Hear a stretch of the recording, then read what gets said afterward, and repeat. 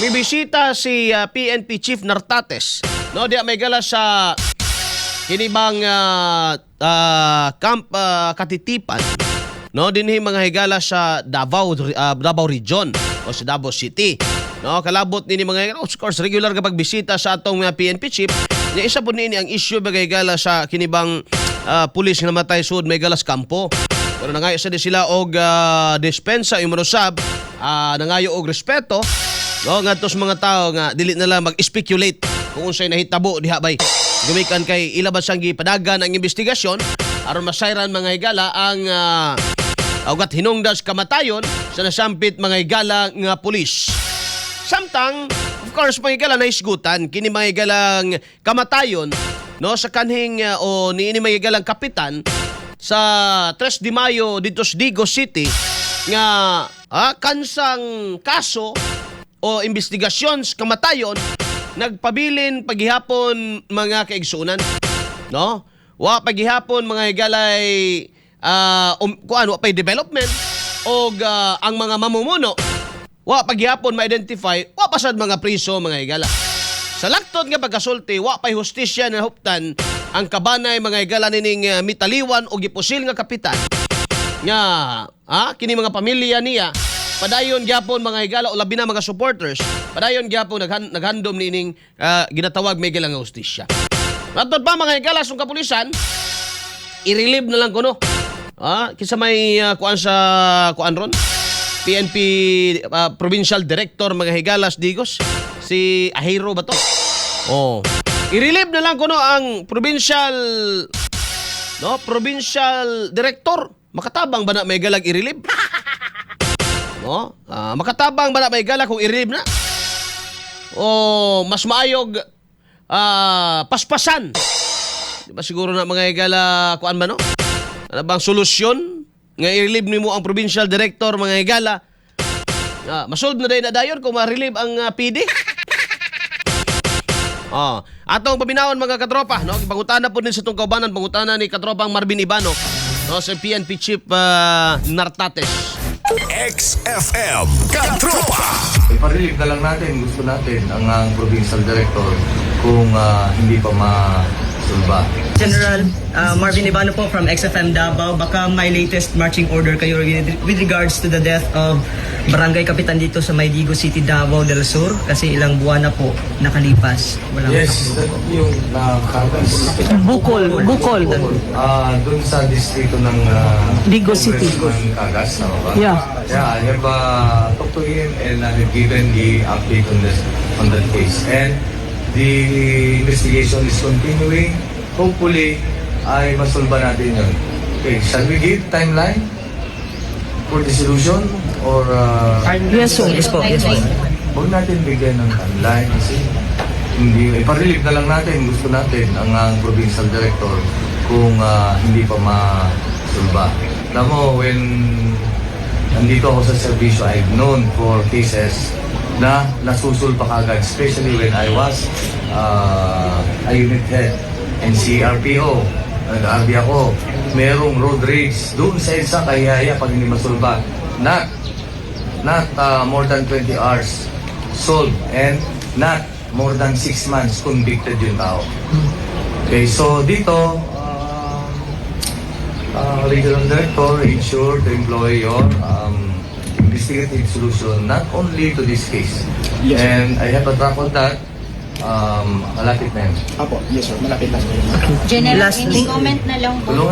Tulungan nyo na kami doon kung meron kayong valuable information. Alam nyo, pag nagsama-sama yung police at saka community, masusolba na yan natin yan. It's not only the problem of the police, pero sige, aakawa namin yan. The peace and order in every place, it is a joint responsibility, shared responsibility of each and everyone. Lalong-lalo na kami. No? Ako, nakakasolba ako ng mga krimen when I was a investigator or unit. Hindi naman ang sarili ko lang. No? Meron lang akong mga talent, but nanggagaling yan sa community mismo. Especially conviction. No? Kasi mayroon tayong witness, di ba? Kung yung puno nga lang makakapagsalita, yan na lang sana ang makakatulong sa atin. But then, kailangan natin ng commitment or participation, sharing ng bawat isa. Bullseye! Bullseye! Alright, inabati mga katropa no sa PNP chief. Si General Nartates. No, mga katropa nga di lang hatagag timeline kung dili masulbad o di ma-resolve ang kaso, iparilib na lang. Now, tanaw ni mo dong, tanaw ra gud ning naong ni Nartates og ni Rosete. Ako ala nga impresyon ako but anon si Nartates bay? No, naong pa lang ba? Murag but anon gyud. Kining isa may gala murag istriktohon. Kini atong kuan ba pa kini ato ang regional director no sa Police Regional Office 11 si Rosete. Medyo stricto gyud siya bay. Dahil ka naay kuan ba hitabo nga if gusto nga niya ma-relieve, siya din nag-order nga ma-relieve mga higala ang pulihan niya ang city director, tung acting city director sa Davao City. Ang order ni General Nartates, nga nung po di mo pahibaw ang mayor. Pulihan naman tato pero gipabalik bay no sa ilahang headquarters. No? Nga naman, simple ra kaayo. Ngano ba sa pahibaw ani Rosete mga higala ning kuan Mayors Davao. Sayon ra magyug kaayo unta na mga higala nga protocol. Pahibaw ang mayor kung uyon basta siya nga pulihan ang iyang kinabiyay say gyud ang local government ug kinsa mga higala police or ilahang ibutang diha may gala nga opisyal. Kini si Rosete niagi naman tanig Davao Region unya nawa karon ibalik na sad. No? Kuya ko na sa kung pahibaw. Pero mo ni hagit sa iya, dili ni hagit kang General Nartates to araman ni sa kauluhan. Hagit ni siya ha. No aron pod mo igala nga mo siya say manguna ug ihaning dukdukon dito sa may Davao del Sur. Nga solbaro na may gala. Hagit ni sa imuha sir. General Nartates sir. Rosete sir. Hagit ni si imuha. No? Kay naamang yung ka nagpaluyo mang yung ka diha sa namyo ka na sa likod ni Nartates samtang gi-interview siya. Kuya sa no kanang murag gisiguro gyud ba nga mga pangutana. Diba? Ay, well, imbes nga dali-dali ang pag-relieve, tabangin ninyo nga mapadali ang investigasyon. Ipakita ninyo nga kaya sa itong kapulisan mga higala, labi na diya sa may Davao del Sur, nga dili may higala mahadlok ug kinsa man ang mga demonyuhan na kaya mga higala nagpatay. Ay kuan diha. Paminaw nimo bay? Paminaw nimo ang itandi nimo istorya ba? Paminaw nimo si Nartates o si Rosete. Ako makaana ko, personal ni ako ha. Kaana ko nga butanon ning usa. Kining usa murag istrikto gyud. Kapag iparelieve niya tong kuan City Directors Davao, papulihan niya. O gibabalik mga higala Nartates kay ibalik na nganong taka-taka ra kag order diha nga. Wa man nimo istoryaha gani ang mayor. Kagway may higala man BBM kayo. Alas 7:50 na may galantag na sa atong pagpanagubanuban. Dinisan sa ato mga higala, no, sa Davao del Norte o sa labi na sa Tagum City. Doon na po'y hagit mga higala ang atong kapulisan dire. Labi na sa Tagum City, mga katropa. Tabangan sad nato ang atong kapulisan dire.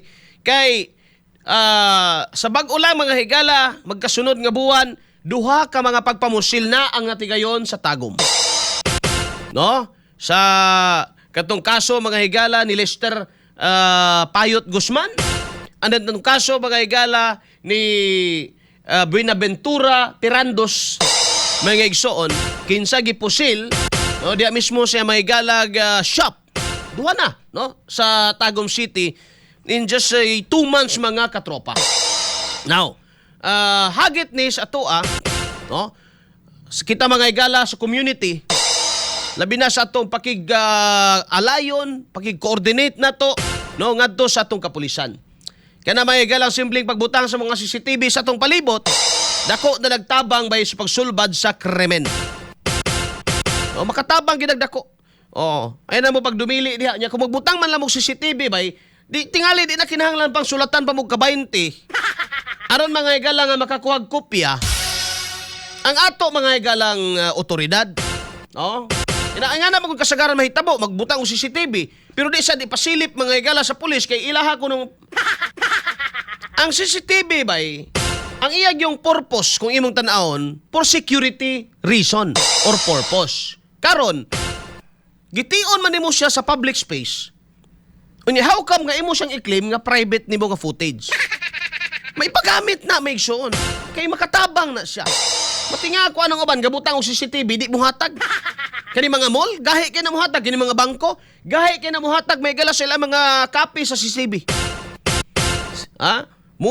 Kuan pa na, mananghid pa na may gala dito sa ilahang head office.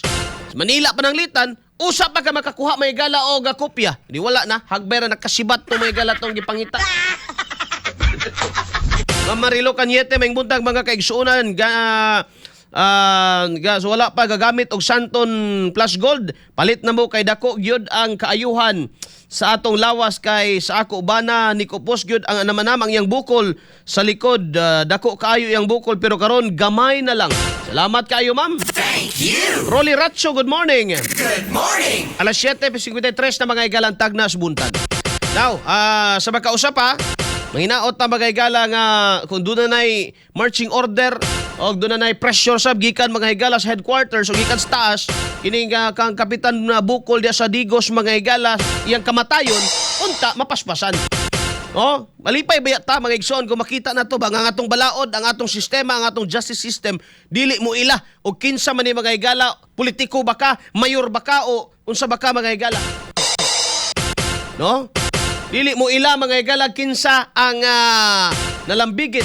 Basta balaod is balaod. Malipay ba ta na magtanaw kita mga pobre ay. Makaingon gyud tag sus naagi tay dag-anan, naagi tay kuanday. Naagi tay mudapig na to. Kinsa man ang ato mismong balaod. Bullseye. Bullseye. Pero kung makita na to mga igala nga sa tunhay nga panahon, ang balaod mga igala o ang pagkabot sa hustisya pwedeng malangan o kaha mga igala mawater. Kung naay kwarta mga higala ang imong kaatbang, amo na makapaluya mga higala og makapawa sa atong pagsalig. Diya mismo sa nasampit nga sistema sa atong panghustisya mga kahigalaan. Bullseye. Kauban si Katropang Arnel Cortez. Bullseye. Alas 7:54 na may kalantag na sa tubag panagumanuman. Hapit na alas 8 dong. Piting paspasa man ning oras